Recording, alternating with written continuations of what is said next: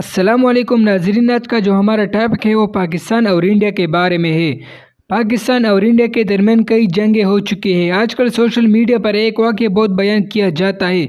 मैं जानना चाहता हूँ कि ये बात का हकीकत से कितना ताल्लुक़ है। बात कुछ यूँ शुरू होती है कि जनरल ज़िया हक के दौर में पाक व हिंद के बॉर्डर पर कशीदगी बहुत बढ़ गई थी। दोनों ममालिक की फ़ौज आमने सामने आ गई थी। उनको दोनों पाकिस्तानी क्रिकेट टीम इंडिया के दौरे पर भी गई होती थी कि अचानक सदर ज़िया मैच देखने इंडिया पहुंच जाते हैं। मैच के अख्तिताम पर वो भारत के वज़ीर-ए-आज़म राजीव गांधी से मुलाकात के दौरान बहुत ही सर्द लहजे में बात शुरू करते हुए कहते हैं कि पटाखा हमारा भी तैयार है और इस बार जंग रिवायती नहीं होगी बल्कि सिर्फ एटमी जंग होगी।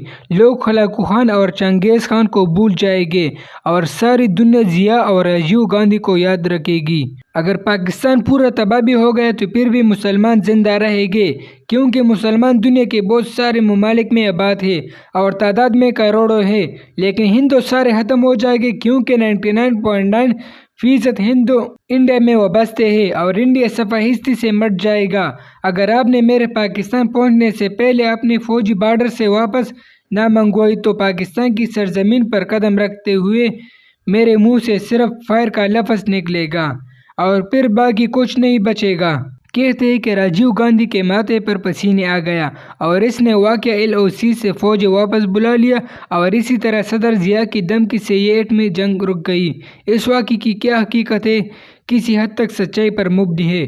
कमेंट में अपना राय ज़रूर दे दें।